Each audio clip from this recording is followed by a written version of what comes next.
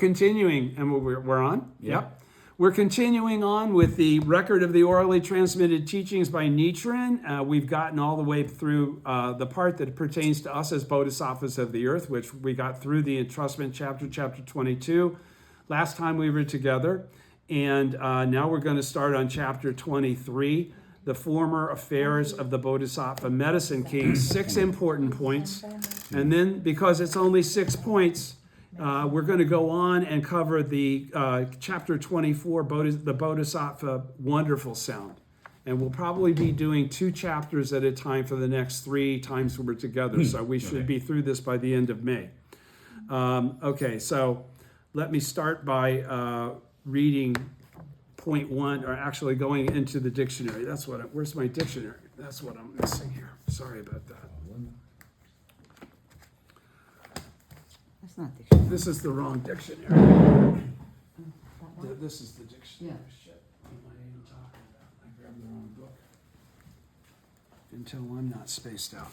Okay, there's 4 items in here. I'm just going to go through them, because if you're talking about the Bodhisattva the Bodhisattva Wonderful Sounds, you're going to want to know who that is. How to get perceiver of the world sounds. Bodhisattva Wonderful Sound. There we go. Sorry, I had this in the wrong spot. All right, Bodhisattva Wonderful Sound chapter. That's the 24th. Let me go ahead and do this in the right order.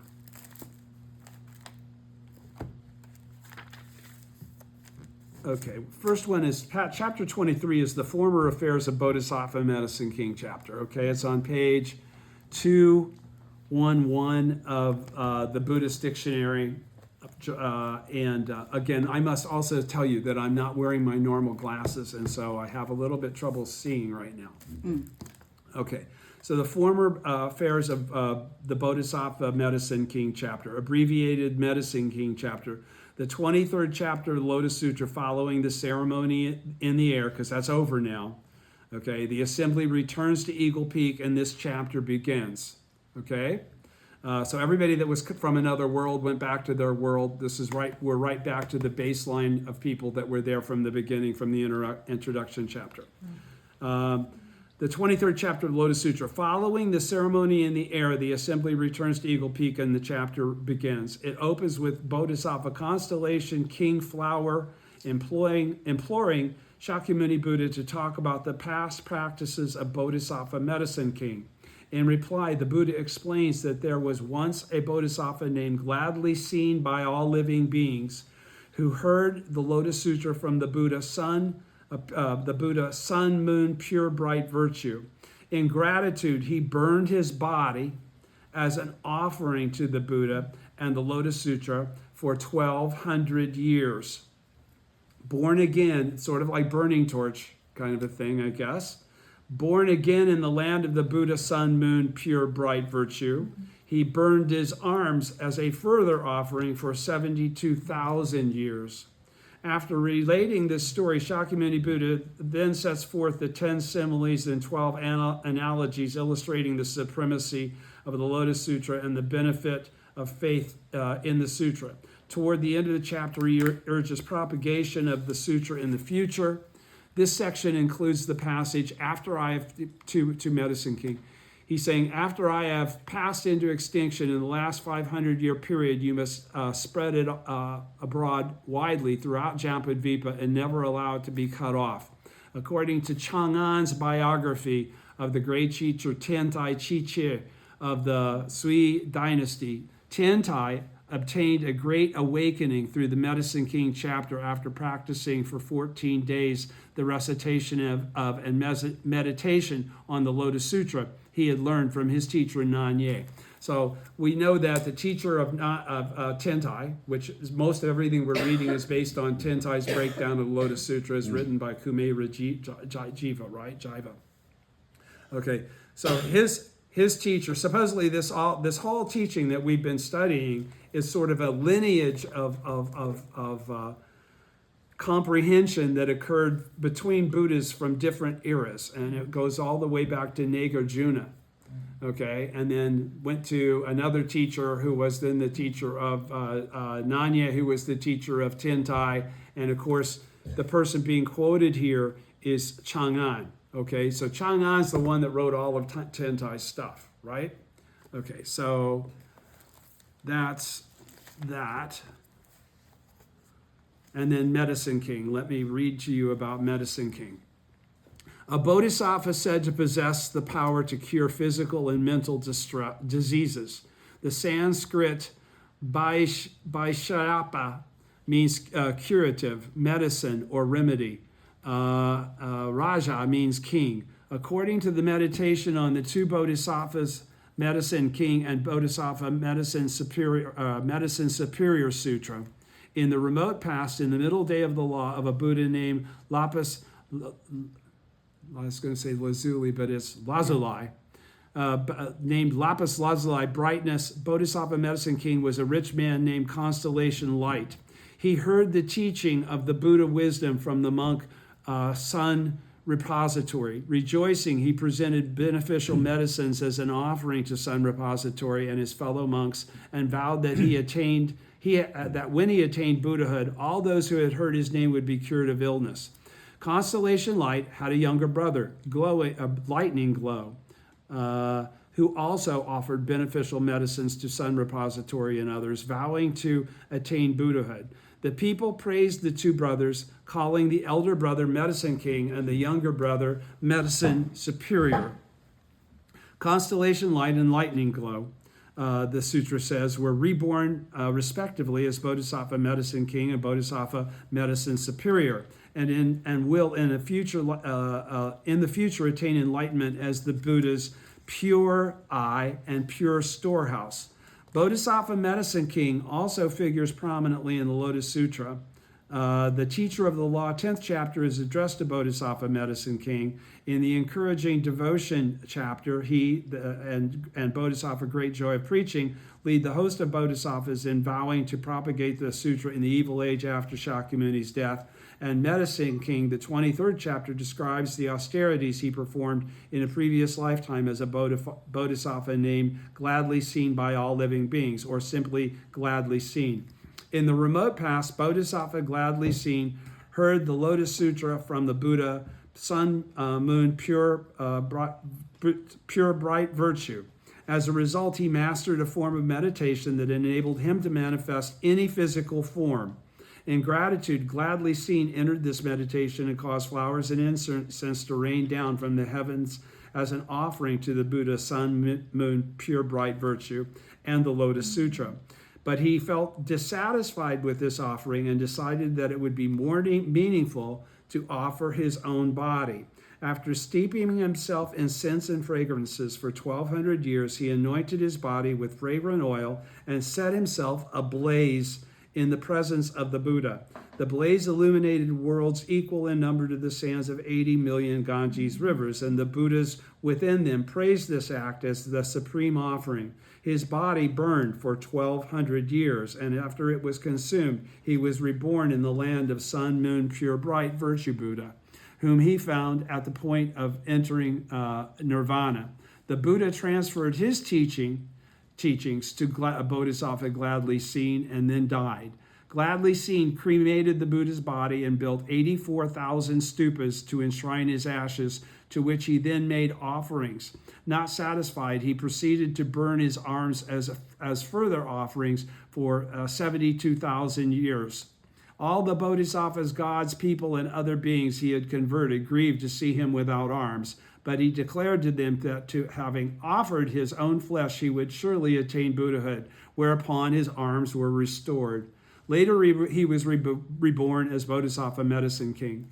The King Wonderful Adornment, 27th chapter of the Lotus Sutra, says that the Bodhisattva Medicine King and Medicine Superior are reincarnations of Pure Storehouse and Pure Eye, who converted their father, King Wonderful Adornment, to the correct teaching. The biography of the great teacher Tentai's Chiche of the Sui dynasty by Chang'an states that Tentai was a reincarnation of Bodhisattva Medicine King because he had attained a great awakening through the Medicine King chapter of the Lotus Sutra. Okay, and then I've got to go to wonderful sound. Here it is back here. Off of a W. There we go. Okay. And I should be reading, though, before that, the wonderful sound. Hang on. Bodhisattva Wonderful Sound chapter. Here we go. Right. All right. So let me read that now. Bodhisattva Wonderful Sound chapter, abbreviated as the Wonderful Sound chapter. The 24th chapter of the Lotus Sutra, it describes a bodhisattva named Wonderful Sound who possesses the faculty of assuming at will any of the 34 forms in order to propagate the Lotus Sutra. At the beginning of the chapter, Shakyamuni emits a beam of light from the knob of flesh on the top of his head and another beam from the tuft of white hair between his eyebrows, illuminating innumerable Buddha lands to the east, beyond which is the land called Adorned with Pure Light. In this land dwells the Buddha, pure flower constellation King Wisdom, who is attended by Bodhisattva Wonderful Sound. The beam of light emitting from Shakyamuni Buddha fully illuminates this land as well. At that time, Wonderful Sound announces to the Buddha Pure Flower Constellation King Wisdom that he will go to the Sahe world to make offerings to Shakyamuni Buddha. After first causing 84,000 jeweled lotus blossoms to appear magically on Eagle Peak, he arrives with a retinue of 84,000 bodhisattvas. So he split from where he was and came to Eagle Peak for the preaching of the ceremony in the air. Bodhisattva Flower Virtue asks Shakyamuni Buddha about what causes Bodhisattva Wonderful Sound has created in order to acquire his supernatural powers of being able to change forms like this. Shakyamuni replied that in this remote past, Wonderful Sound served as a Buddha named Cloud Thunder Sound King for 12,000 years, employing 100,000 kinds of musical instruments to provide an offering to the Buddha and presenting it to him 84,000 alms bowls made of the 7 kinds of jewels. As a result of this devotion, he acquired his supernatural abilities of being able to turn anything. He is said to have had the power to appear as a god, a human being, a dragon, a demon, or in other forms in order to preach the Lotus Sutra. Shakyamuni describes 34 forms as Bodhisattva Wonderful Sound assumes in order to save the people. After making offerings to Shakyamuni Buddha, Wonderful Sound returns to his original land. And he does that all in one chapter. So he doesn't stick around. He wasn't in one of the other assemblies. He comes in that chapter. So now, the Wonderful Sound chapter. Wonderful Sound.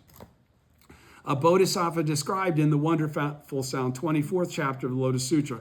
According to this chapter, Wonderful Sound lives in a land called Adorned with Pure Light and serves a Buddha named Pure Flower Constellation King Wisdom. He manifests himself as Brahme, Chakra, a wheel-turning king, a monk, a nun, layman, laywomen, dragon, demon, or any other form to which those he hopes to convert will be receptive, and expounds the Lotus Sutra to them. The Wonderful Sound chapter lists 34 forms that this bodhisattva assumes in order to save the people.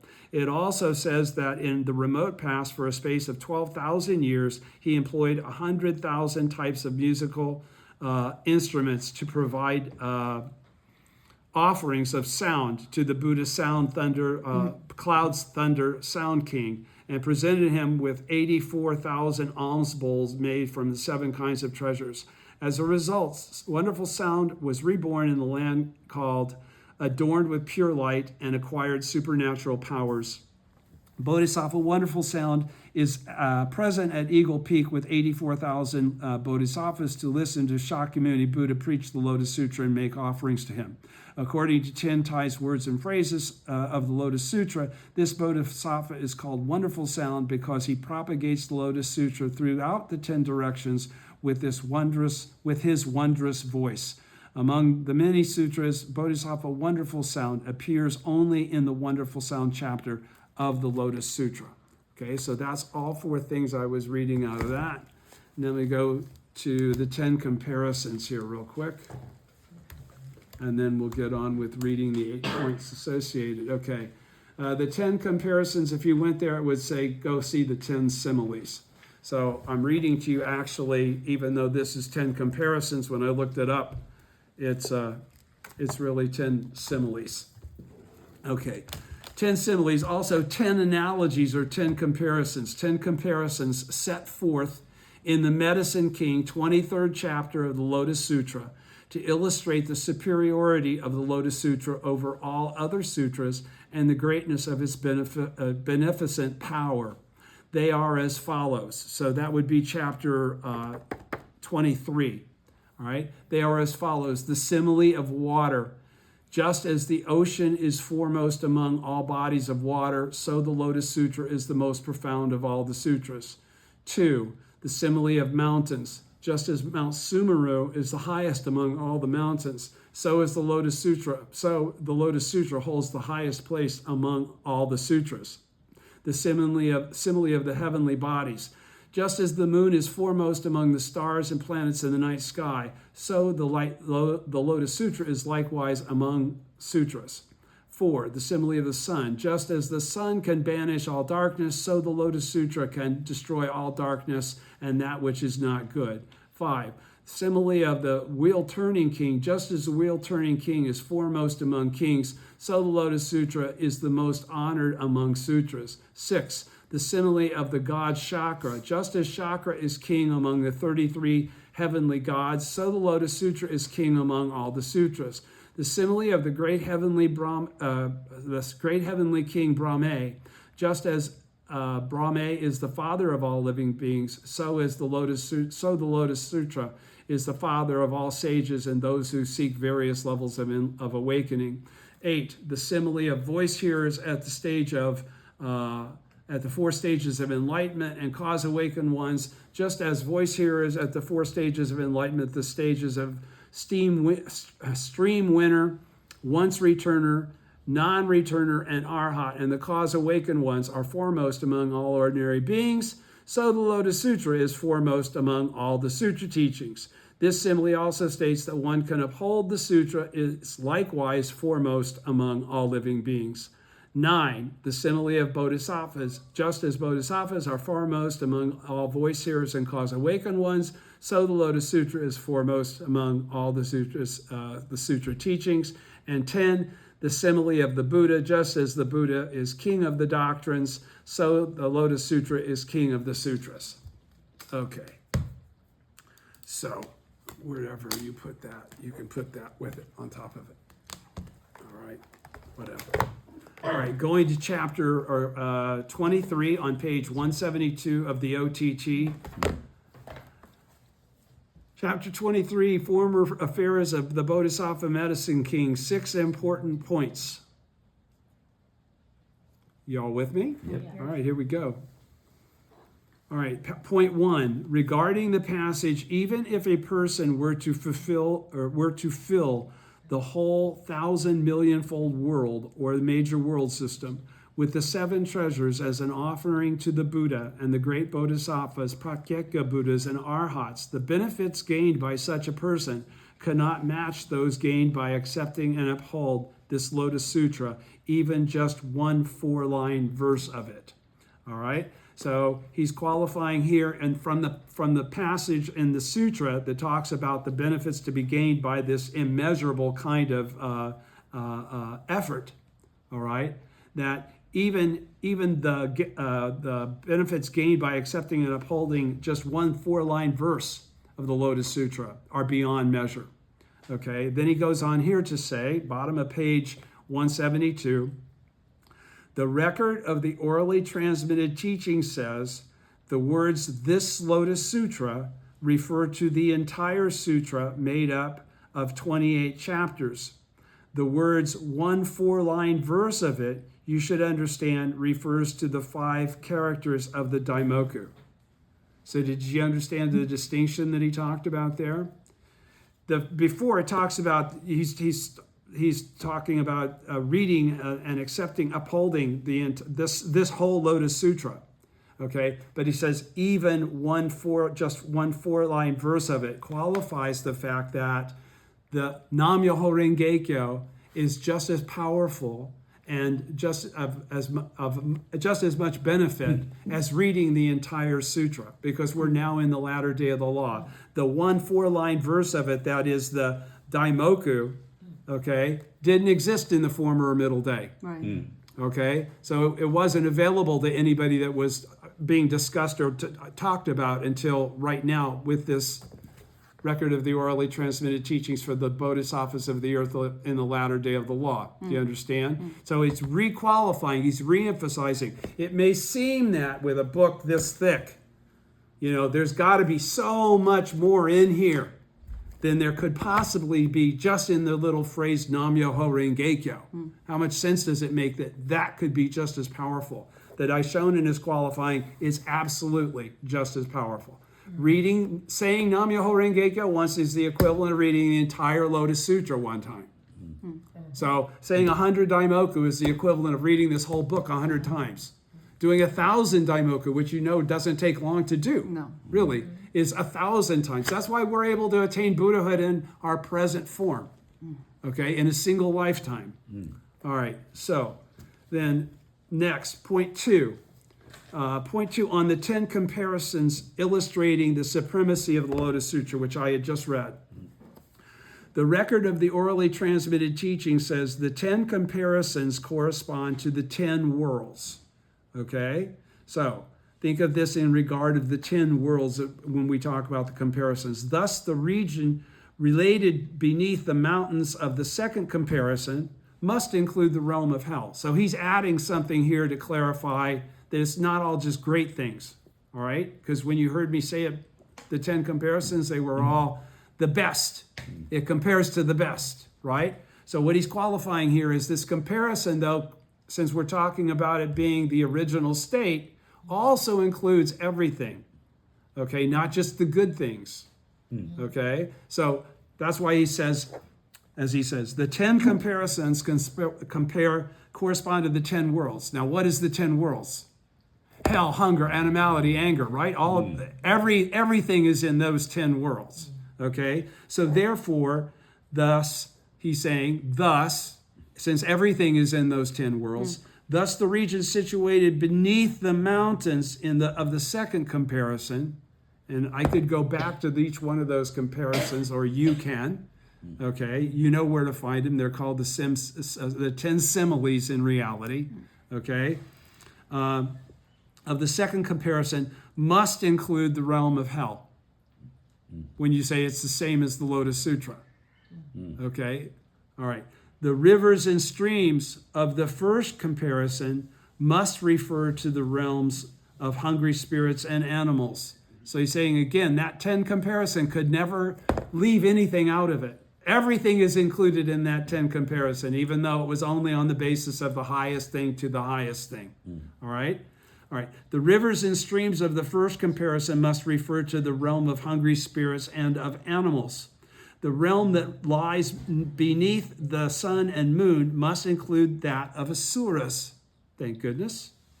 The mention of the deities Shakra and Brahme must refer to the realm of heavenly beings. So you can see he's turning all of these 10 similes into the 10 worlds. All right? While that of ordinary mortals must refer to the realm of human beings. The mention of voice hearers must refer to those persons in and aiming at the 4 stages of Hinayana enlightenment, culminating in the stage of Arhat. Okay? And Arhat obviously is the highest stage of voice hearer. The reference to Prakyeka Buddhas, plural, must indicate the realm of cause awakened ones, or Prakyeka Buddhas, which is what they're called, right? They attain Buddhahood from thoughts of their own mind, all right? The phrase bodhisattvas are foremost must indicate the realm of bodhisattvas, because bodhisattvas are farther advanced because of their compassion. They're already Buddhas. They're back as bodhisattvas for the sake of propagating the law, right? Whereas a cause awakened one or a voice hearer would not be. They're here for themselves, for their own enlightenment. Do you understand? It's their lack of compassion for others to be also endowed with the wisdom of the sutras, is why he said that they were held back for all this time until in these more than 40 years I have not yet revealed the truth. He says that in the Immeasurable Meaning Sutra. Okay, you with me? All right, so bodhisattvas are foremost must indicate the realm of bodhisattvas, while the words as the Buddha king is king of the doctrines must indicate that of Buddhas. These 10 comparisons with their correspondence to the 10 worlds that he just made are cited on the one hand to show that in terms of the classification of the various teachings, the Lotus Sutra holds the highest place, but they are also cited when one is discussing the manner in which the single vehicle of the Lotus Sutra was earlier taught in the form of the 3 vehicles.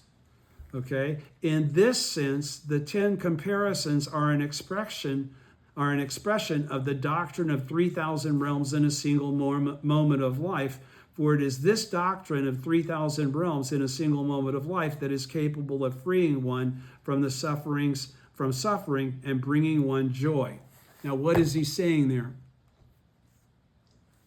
Let me read that paragraph again. These 10 comparisons with their correspondence to the 10 worlds, as he just now broke them down, okay, are cited on the one hand to show that in terms of the classification of the various teachings, the Lotus Sutra holds the highest place amongst all the sutras, amongst all the teachings, okay?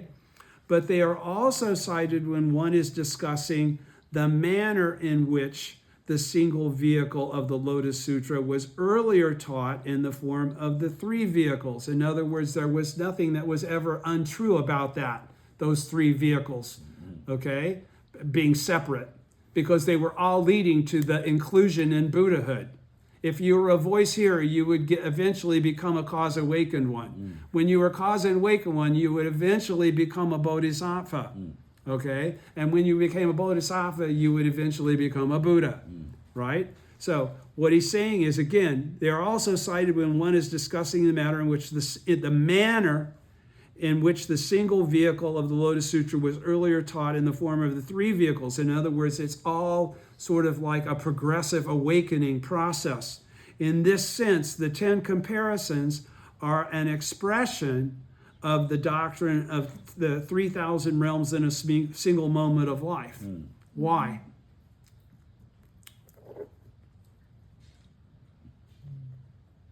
The thing that ties it in is the 10 worlds and the world of Buddhahood already being there, okay? Because when he goes through the 10 comparisons, these 10 similes, he's constantly referring to the Lotus Sutra. He's comparing the Lotus Sutra, Lotus Sutra, Lotus Sutra. All 10 of them have to do with the Lotus Sutra, right? The king, since the Lotus Sutra is the king of sutras, so then the Buddha is the king of whatever. All right? In this sense, then, the 10 comparisons are an expression of the doctrine of 3,000 realms in a single moment of life, for it is this doctrine of 3,000 realms in a single moment of life that is capable of freeing one from suffering and bringing one joy. What is that? Why is the doctrine of 3,000 realms in a single moment of life that is capable of freeing one from suffering and bringing joy? What is the freeing one of suffering? What are you being free of? What suffering? Your headache? What? Your Buddhahood. Yeah, well, the suffering of being trapped in the 6 realms. Yeah. Right, Okay, right. the suffering of not having awakened the innate Buddha nature that has been there since Kuanganjo. Is part of the original state. Okay, which will become more clear. We'll read that more. But again, in this sense, the 10 comparisons are an expression of the doctrine of the 3,000 realms in a single moment of life, because it is explaining Buddhahood in your present form. You are already the Buddha as your original state. It's already there. You're not attaining it. When you had to go through voice hearer, cause awaken one, and bodhisattva to become a Buddha, did you just acquire Buddhahood by doing that? No, Buddhahood is not something that you have to acquire. It's something that you have to reveal. You've already acquired it by being a living being in the latter day of the law. You qualify. Okay? All right. So that's the suffering is not understanding that you're the Buddha. So because you can never be the Buddha as long as you don't understand that you already are. Okay? And what is this bringing one joy? The joy of Buddhahood, eternal wisdom. Every lifetime you become a Buddha again. You're never overcome by fundamental darkness ever again. You always defeat fundamental darkness. You spend all your time teaching others how to overcome fundamental darkness and be the Buddha that they already are. Do you understand now? Was that too complicated? No. Maybe I should have read the 10 similes at the same time that I read this point 2. Let me hit this 10 similes again. I was from it's from here. Sorry. Okay, here we go. 10 similes. All right. They are as follows. The simile of water, just as the ocean is foremost among all bodies of water, so the Lotus Sutra is the most profound of all sutras. The simile of mountains, just as Mount Sumeru is the highest of all the mountains, so the Lotus Sutra holds the highest place. Now, what the Daishonin is saying here is that what that beautiful 10 similes qualifies is always comparing the highest to the highest. All right? Because it's the Lotus Sutra, it includes everything. Therefore, it also includes the lowest of the lowest in each one of those worlds, each one of those inhabited spaces. All right? So we can get all the way down to 10. The simile of the Buddha, just as the Buddha is the king of the doctrines, so this Lotus Sutra is the king of the sutras. But it's from this king of the Buddha is the king of the doctrines. He's saying this is what the realm of the 3,000 realms in a single moment of life, that truth is what allows us to be the Buddha in our present form. Yes. Okay? So that's what relieves suffering and brings joy. You with me? Yes. Okay, I hope that became more clear than it looked like it was. Okay, now, point 3. Regarding the passage, such is this Lotus Sutra, it can cause living beings to cast off all distress, all sickness and pain. It can unloose all the bonds of birth and death. What is it that actually does that? Is it the Lotus Sutra that can cause living beings to cast off all distress, all sickness and pain? No. What is it? If it's not the Lotus Sutra, what is it in actuality? It's Nam Myoho Renge Kyo, obviously, but what is it about toward Nam Myoho Renge Kyo? It's faith. It's faith. Yeah. It's faith. It's really, since this is such is this Lotus Sutra, faith in it can cause all living beings to cast off all distress, all sickness and pain. Yes. It doesn't do that for you. You must do that. Your reward mind must become engaged for you to perceive that you are the Buddha. Otherwise, you'll constantly see yourself as limited. Yes. Like right now, what we were discussing a while ago. I'm sure you're viewing it as something that you're limited. You're not. You're the Buddha. Okay? There's no more powerful influence in the universe than you. Okay? So, okay. It can cause living beings to cast off all distress, all sickness and pain. It can unloose all the bonds of birth and death. The bonds, unloose the bonds, which means you're free of the sufferings of birth and death. And you haven't been blown out by nirvana. You've attained the state of eternal Buddhahood because you became a Buddha and you realized the Buddha nature. Once you realize that never goes away because you attain Buddhahood in that process. And in the process of attaining Buddhahood, you will always become the Buddha. Okay, you've made the cause for that. Going on, point 3. The record of the orally transmitted teaching says the very heart of the Lotus Sutra is the teaching that earthly desires are enlightenment and the sufferings of birth and death are nirvana. It doesn't get any better than living in the Sahe world. Yeah. Okay? As a common mortal that has the Buddha nature exists within them. That can be called forth. That can be found.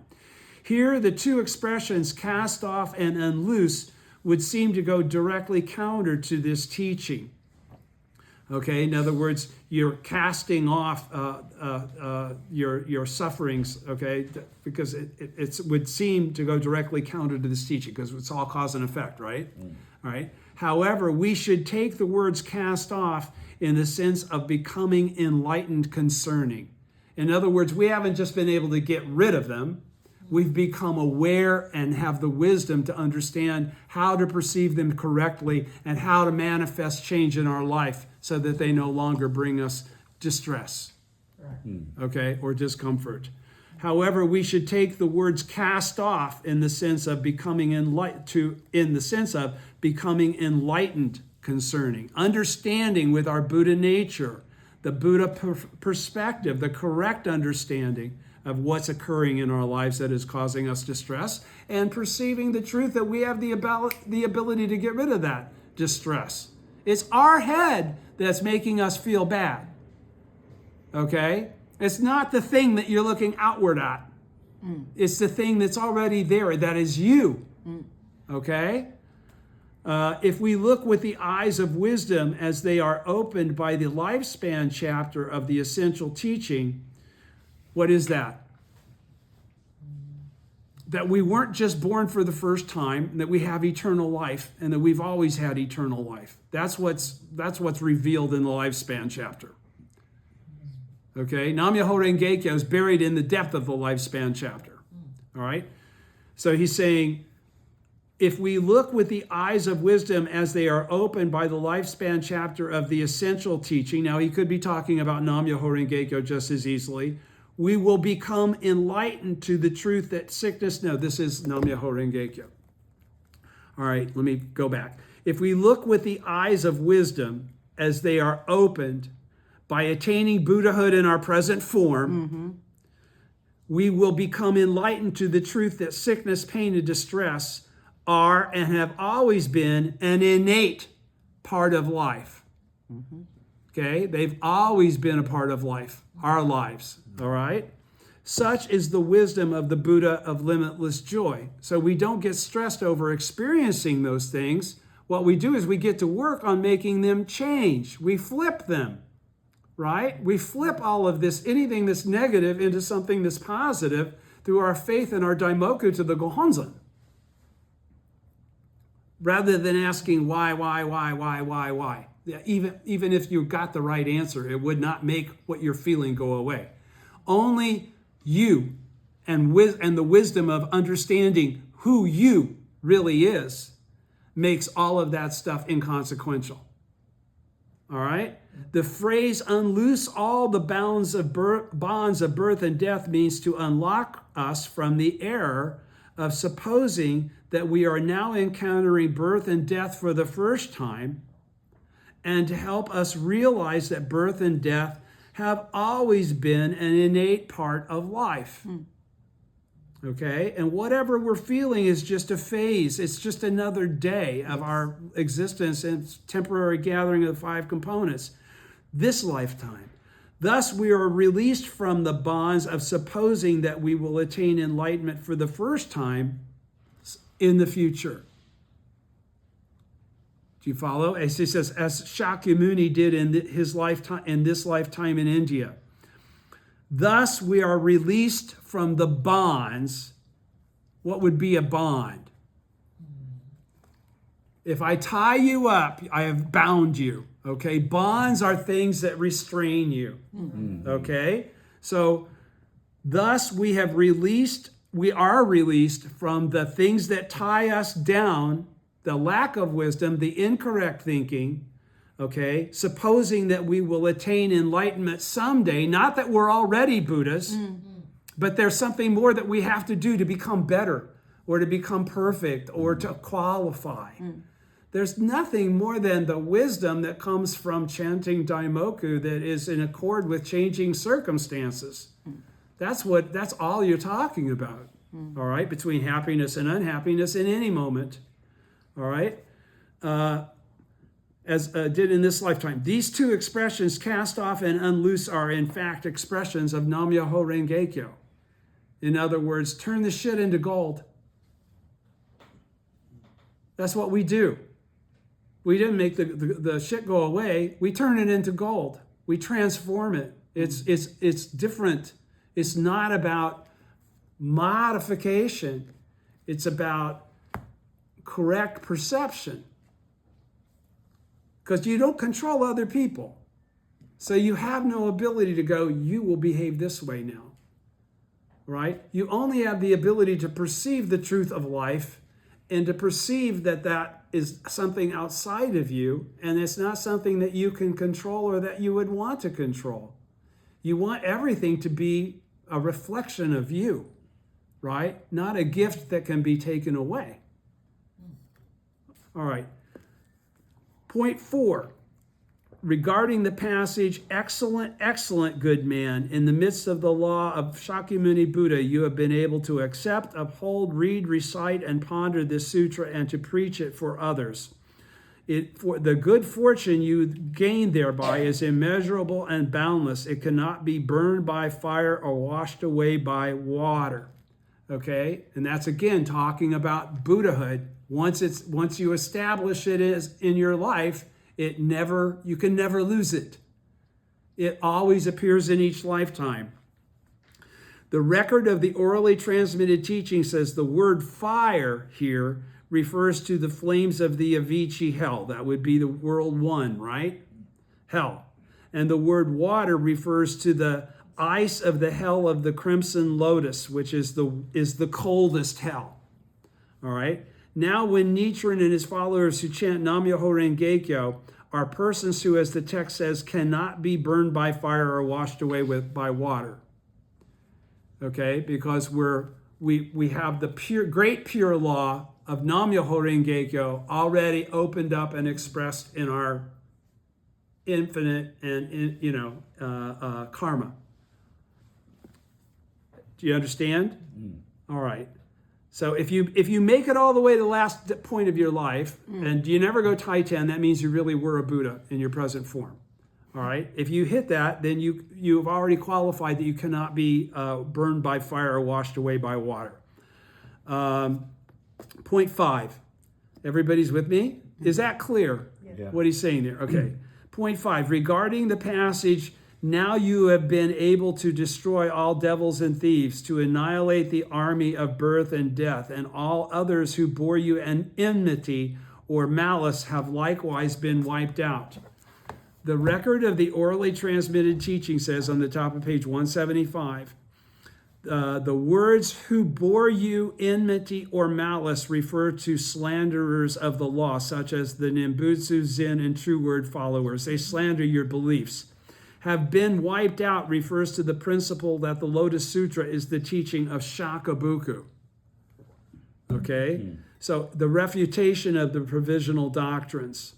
This is what Nichiren and his followers are doing now when they chant Nam Myoho Renge Kyo. Okay? So what are we doing? What's it say? What is he saying here? Now you have been able to destroy all devils and thieves, to annihilate the army of birth and death. Who's that pertain to? Only you. Yeah. Okay? That's not pertaining to enemies outside of you. That's pertaining to, now you have been able to destroy all devils and thieves, things that would rob you of wisdom, okay, or things that would discourage you of correct thinking. Okay, devils or thieves, to annihilate the army of birth and death. What is the army of birth and death? The suffering of the 6 lower realms, where you're just trapped there. That's the army of birth and death, birth and death, birth and death. You just die. You don't progress, and you're just going to experience the same shit again, based on your causes. Okay. All others who bore you enmity or malice have likewise been wiped out. Okay, The record of the orally transmitted teaching says the words "who bore you enmity, or malice" refer to slanderers of the law. Okay, the people that would oppose your shakabuku. The Nembutsu, Zen, and True Word followers have been wiped out refers to the principle of the Lotus Sutra is the teaching of Shakyamuni, of Shakabuku. Now, why is he making that distinction?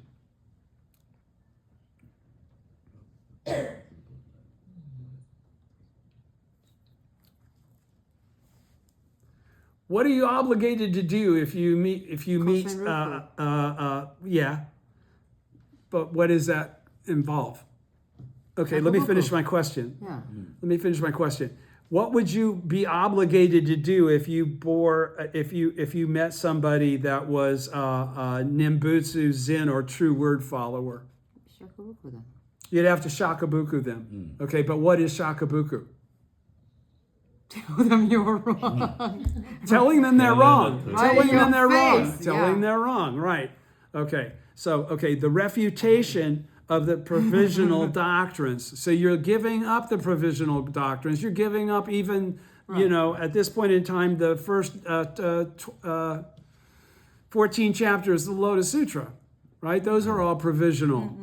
Okay, and in the latter day of the law, even the second half is provisional. The entire Lotus Sutra is considered provisional.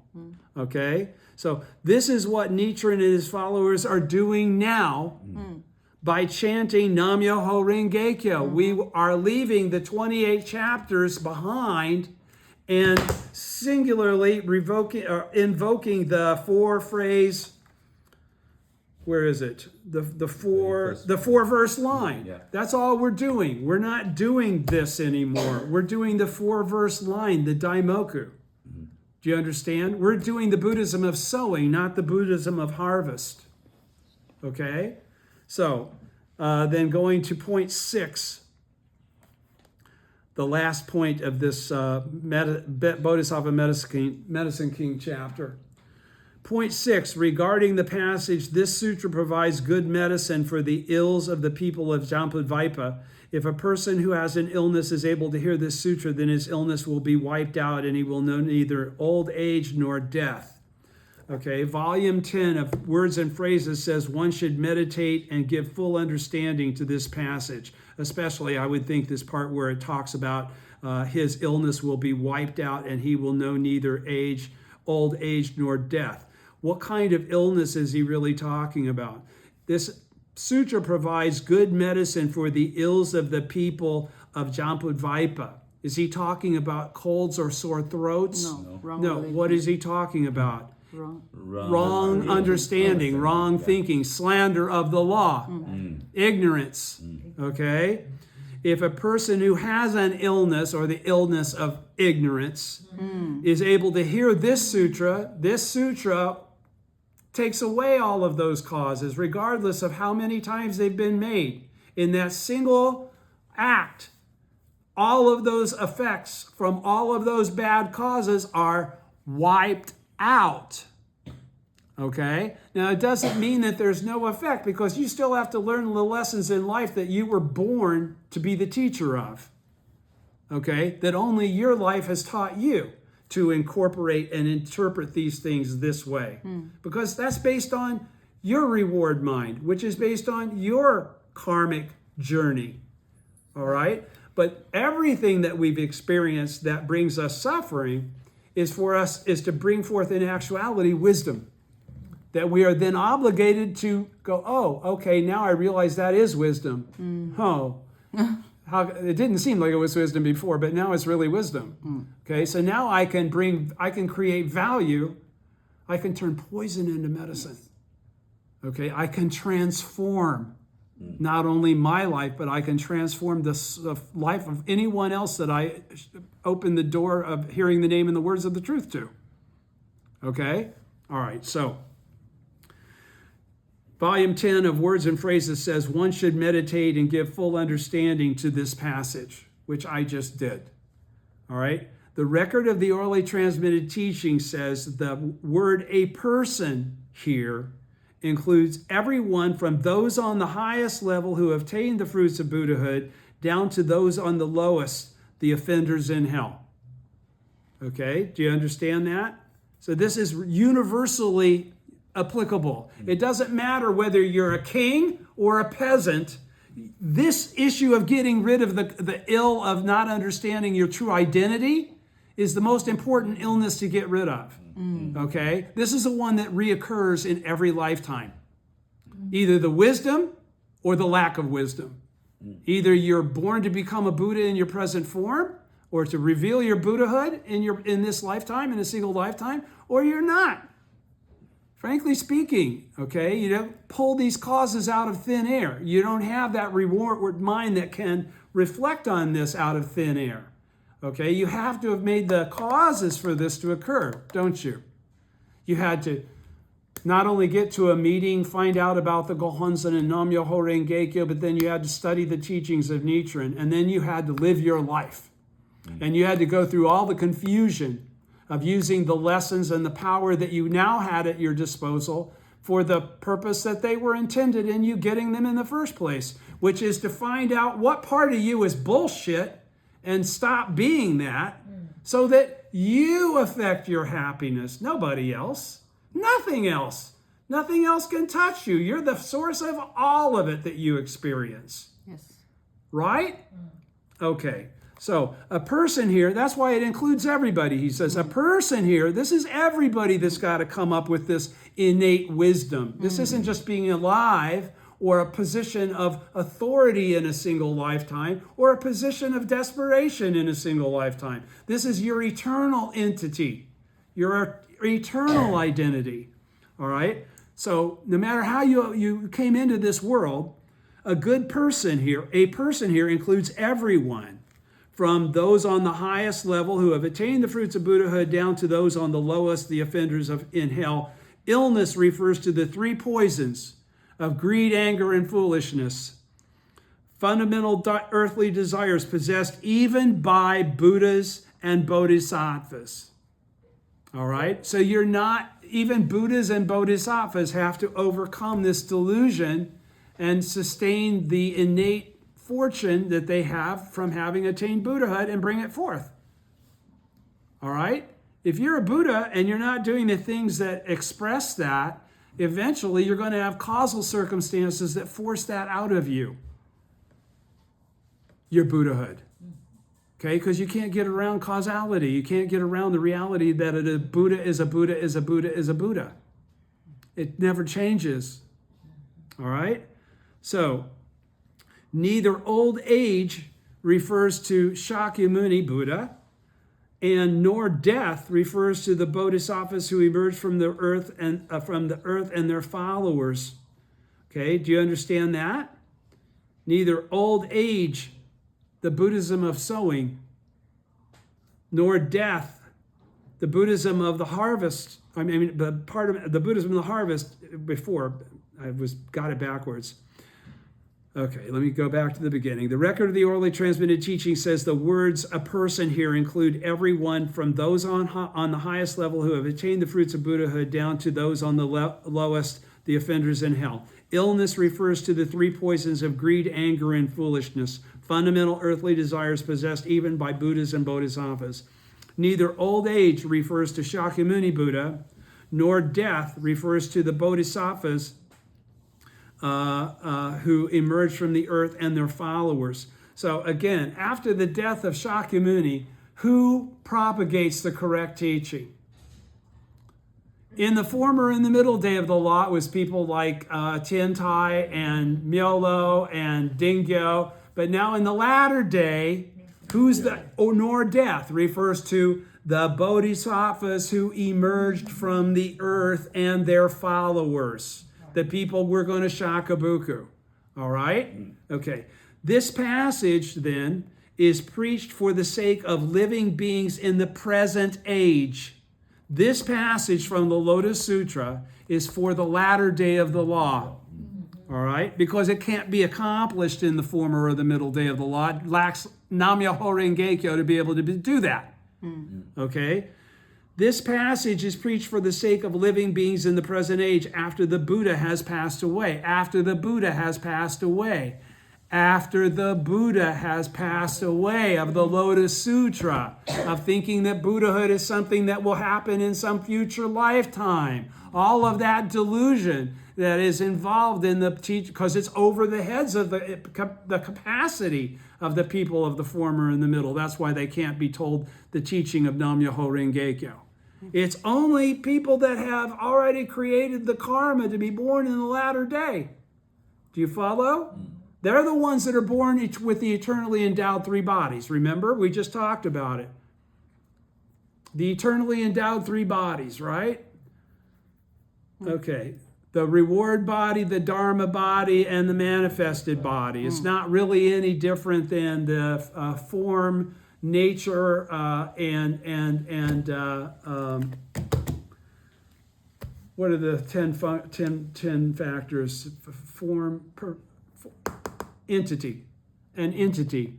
Form, nature, and entity. All right? Okay, so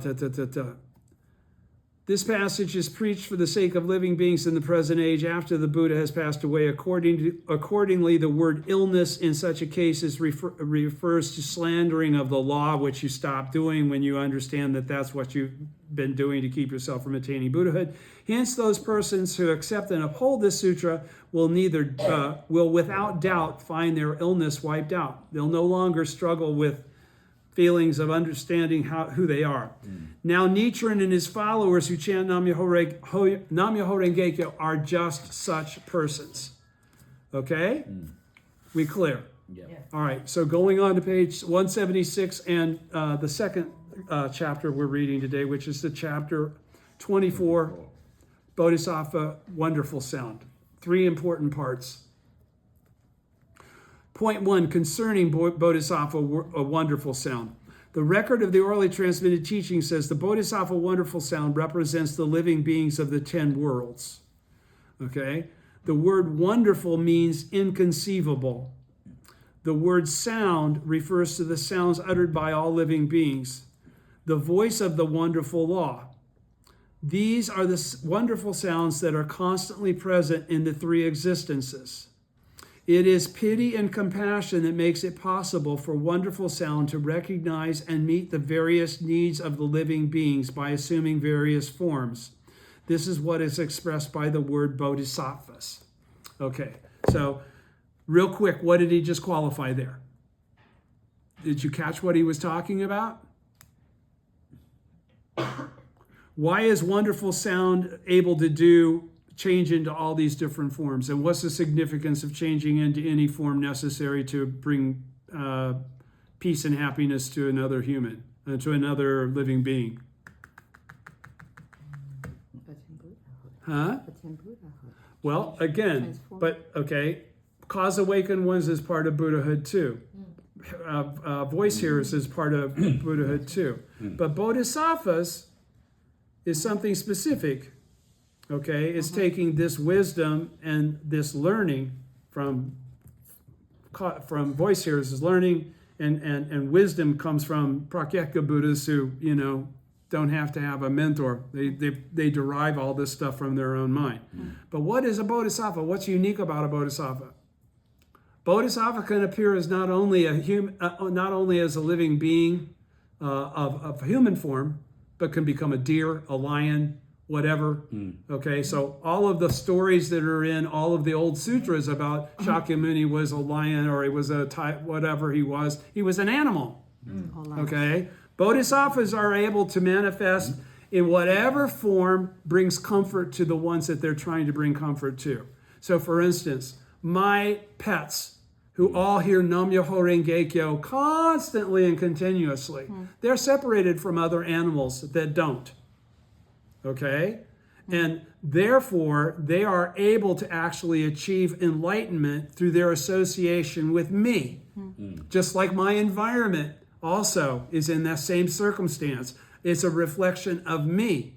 All right? So that's what he said. This is what is expressed by bodhisattva. Bodhisattva is expressed, it is pity and compassion that it makes it possible for bodhisattva wonderful sound to recognize and meet the various needs of living beings by assuming various forms. It's his pity and compassion that has had him manifest as a bodhisattva. Do you understand? That's why all bodhisattvas are already Buddhists. Okay? They're retrograding in how they manifest in what manner so that they can get close to the people that would be afraid of them if they were in their, bright state. Okay, you follow? That's first paragraph. Again, chapter 24.1, second paragraph. Or again, we may say that the words wonderful sound refer to the unfathomable. What's that mean? You can't understand it. Okay, and wonderful sound made at the present time in the latter day of the law, when Nichiren and his followers now chant Nam-myoho Renge-kyo.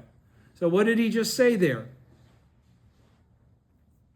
Wonderful sound refers to the daimoku of Nam-myoho Renge-kyo. And again, what he's saying there is he's emphasizing that you may hear Nam-myoho Renge-kyo, Nam-myoho Renge-kyo, Nam-myoho Renge-kyo, but because Nam-myoho Renge-kyo in actuality is unfathomable, even your reward mind cannot perceive what your Buddha, what your Dharma nature exists as. Okay? Because it's over our head for existence in this lifetime. It's not really of consequence, or we just got to get to Ku and get out again. Right. Okay? So it says, or again, we may say that the words wonderful sound refer to the not incomprehensible and wonderful sound of daimoku when we chant it together with our fellow believers. Do you get that first sentence now? Okay. Therefore, it is the wonderful sound that tells us that earthly desires are enlightenment, that's Buddhahood, to perceive that, and that the sufferings of birth and death are nirvana, that's Buddhahood. If we perceive that correctly, I mean, those are the two things that sound like they don't make any sense, but they're the basis of everything, because only when you're alive do you have all of these sufferings. This is the only time you really experience them as such, right? Okay, they're karmic. Okay, that's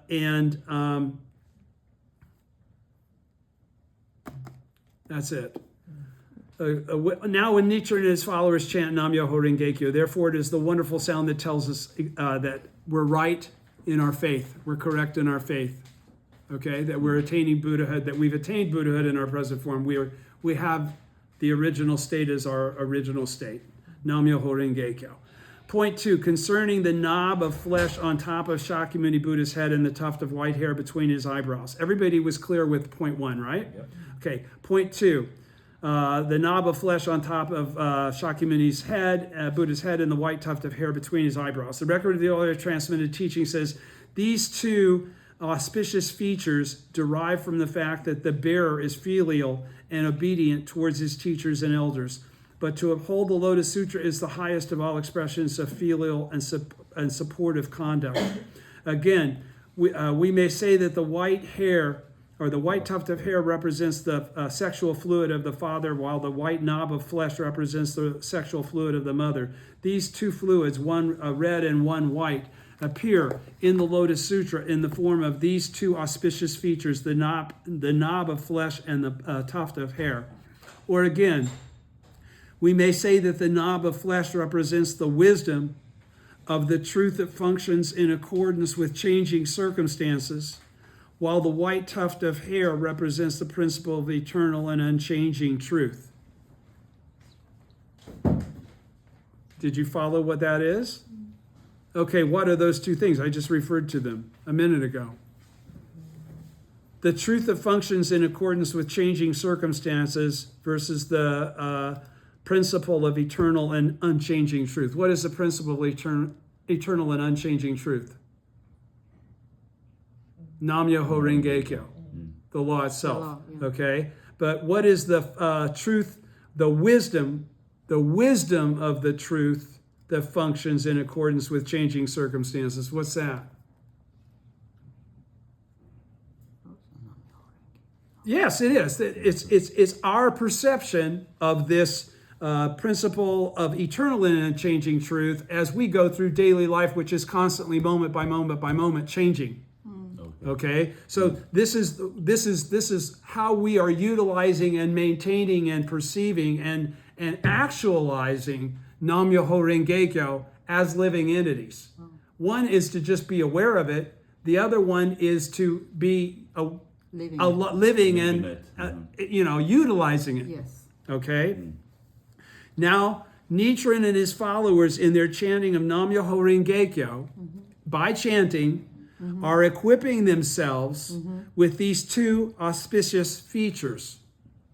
Okay? Nam Myoho Renge Kyo and the wisdom of how to utilize Nam Myoho Renge Kyo for the sake of our mission. Okay. All right? Yeah. The red color that accompanies the time of our birth represents the knob of flesh, and the white bones that remain after our death represent the features of the white tuft of hair. The red color at the time of birth stands for the wisdom of the truth that functions in accordance with changing circumstances, while the white bones that remain after death stand for the principle of eternal and unchanging truth. Do you follow why he made that distinction? The white bones continue after our death. Nam Myoho Renge Kyo continues after our death. The wisdom, how does it specifically said again? The wisdom that accords with, the wisdom of the truth that functions in accordance with changing circumstances is a manifestation of our Buddha nature. That's our reward mind. Our Dharma nature would be our bones then. Okay, that never changes. That never goes away. That innate state of existence doesn't ever die. Yet our temporary state of existence does seem to, but in fact does not. Yeah. Okay, everybody's with me? Yeah. Okay, so let me read that again. Now Nichiren and his followers in their chanting of Nam Myoho Renge Kyo are equipping themselves with these two auspicious features. The red color that accompanies the time of our birth represents the knob of flesh, and the white bones that remain after our death represent the feature of the white tuft of hair. The red color at the time of birth stands for the wisdom of the truth that functions in accordance with changing circumstances, which would be our whole life from that point on, moment by moment, while the white bones that remain after death stand for the principle of eternal and changing truth. The Nam Myoho Renge Kyo thus come one that we are while we're in Ku in the ninth consciousness. But this should be kept secret. This should be treated as secret because there's nothing more to substantiate that point than Nichiren's own enlightenment. Because it pertains strictly to Nam Myoho Renge Kyo. No one else was ever even qualified to understand to bring it forth. Okay? You with me? Point 3, concerning the 84,000 alms bowls made of the 7 treasures that were presented by the Bodhisattva Wonderful Sound. The record of the orally transmitted teachings, middle of page 177. The record of the orally transmitted teaching says this passage describes the alms bowls presented by the Bodhisattva Wonderful Sound to the Buddha Cloud Thunder Sound King. Now, when Nichiren and his followers chant Nam Myoho Renge Kyo, they are in effect presenting 84,000 alms bowls to the Buddhas of the 3 existences. The number 84,000, and the 3 existences what? Past, present, and future. Okay, so this is saying all Buddhas that have been, are, or will be. Okay, so in other words, this is a connectivity of us as Buddhas with all other Buddhas. It's an inseparability. Okay? All right. So now Nichiren, when Nichiren and his followers chant Nam Myoho Renge Kyo, they are in effect presenting 84,000 alms bowls to the Buddhas of the 3 existences. Okay. When we chant Nam Myoho Renge Kyo to the Gohonzon, with the conviction that we are Buddhas exactly as we are, for the sake of the law, for the sake of propagation in the latter day of the law, for the sake of fulfilling our vow to our original teacher, Nichiren. Okay, when we're chanting with that kind of mind to the Gohonzon, that Daimoku is not just coming back to us, it's going out to all the Buddhas that have ever existed and they rejoice in it. And it's also being felt by all the Buddhas that are somewhere, they're in non-existence, even if they're not in a state of existence yet. None of the Buddhas for the future do not exist. I mean, or have no existence at this present time. That's why there's no difference between past, present, and future. There is no real difference between those three. Okay, so what this is really saying is that when we chant Daimoku, all the Buddhas throughout the 10 realms, the 10 directions, Yes. all rejoice. All right. The number 84,000 stands for the 84,000 dust-like cares or delusions that beset us as common mortals. We worry. Again, is delusion. We're filled with delusion all the time. Yeah. Do you go around 24/7 knowing you're the Buddha? No, you get pissed off. Yeah. You forget your original state. You have to chant Daimoku to the Gohonzon before that. Yes. That's why we practice every day. That's why we study the teaching, so that we understand the ins and outs, the rules and regulations of what's necessary to be a Buddha in our present form. All right, so the number 84,000 stands for the 84,000 dust-like cares. Now, what's a dust-like care? Something that, has you dust it off, but it doesn't disappear. Okay? Dust-like cares and delusions that beset us, even though we're Buddhas. We still have anger and foolishness. What's the first one? Greedy. Greed. I'm so free of greed that it's hard for me to remember greed. Greed, anger, and foolishness is never a problem. And if I don't get greed, I don't remember English. Okay, I'm screwed. Okay, anger and foolishness. Okay, but he says, okay, the number 84,000 stands for the 84,000 dust-like cares or delusions that beset us. But when we chant Nam Myoho Renge Kyo,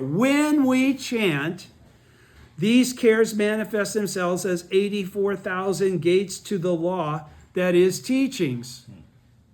Okay, why do we chant? Usually because we have something we want or something that's bothering us. Yeah. We don't chant in order to accomplish Kosen Rufu every morning. No. Okay, even though that's what we're doing. That's what we're doing. And in the course of that Daimoku, we may start thinking that way. But we didn't wake up saying, I got to get down and save the world. Okay? That's not the kind of, existence that we have. All right? Okay. But when we chant Nam Myoho Renge Kyo, these cares manifest as 84,000 gates to the law. Now, why is it like that's... What is the point of the sufferings of birth and death or nirvana? It's those sufferings of birth and death that get us to chant, get us to a point where we're seeking, where we find the law, where we remanifest our original state. Without those problems, we would not. Yeah, unfortunately. Okay? That's just Human nature. greed, anger, and foolishness. That's the three poisons. It's going to keep you from perceiving the truth. Right. All right? All right. But now that you've got something that made you start to chant to the Gohonzon, you've now got a gateway to, I am the Buddha exactly as I am. Right? Okay, that's why he said what he just said. That's why our problems are our friend. They're the firewood that burn away the karma so that we can reveal our true identity. Yes. You with me? Yes. Okay, that is the teachings. Third paragraph. The total number of characters in the Lotus Sutra, when it is combined with the introductory sutra, the immeasurable meaning sutra, and the concluding sutra, the universal worthy sutra, comes to 84,000. Again, we may say that the number 8 stands for the 8 sufferings, while the number 4 stands for the sufferings of birth, old age, or birth, aging, sickness, and death. The 7 treasures represent the 7 openings in the head. An alms bowl is a vessel for holding wisdom. You should understand that with this alms bowl, one accepts and upholds the water of wisdom. That is the wonderful law. So did you understand what that was saying? Every day when we're in front of the Gohonzon with our hands together, we're holding an alms bowl. We're begging for the wisdom that's ours, that's available to us if we make the cause to receive it. Just like person begging for alms. They have to be deemed worthy before anybody drops anything into their bowl. Okay? It's karmic. All right? And with that, we're done. Yeah, we've done. Thank you. Thank you. Thank you.